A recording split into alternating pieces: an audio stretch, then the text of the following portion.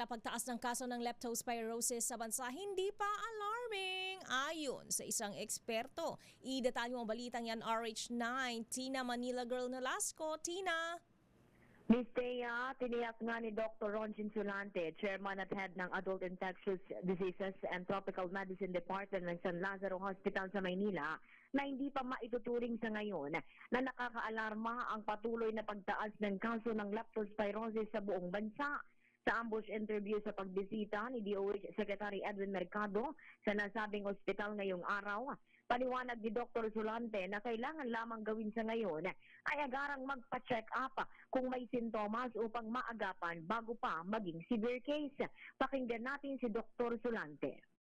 Pag-alarming hindi naman, kaya pa natin. No? Kasi ang importante lang dito na yung may mga sintomas, pagpunta ka agad sa hospital para hindi darating doon na pagdating nila severe na. Kasi mataas din ang mortality niya pag severe. No?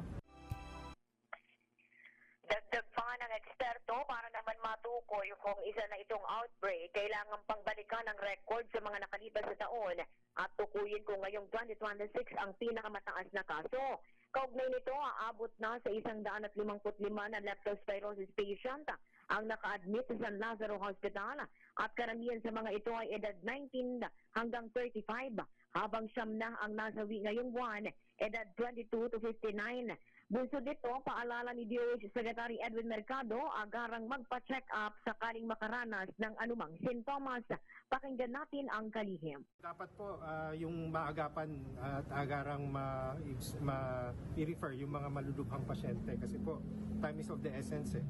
Dapat lalo na po pag nag-manifest na nagkakaroon na po ng problema sa bato, nagkakaroon po ng problema sa baga, ay agarang pong mahemodialyze at mabigyan po ng antibiotics. Si Secretary Edwin Mercado. Ito si Manila Girl RH19 na Nolasco para sa Leader H. Una sa Pilipinas, una sa Pilipino.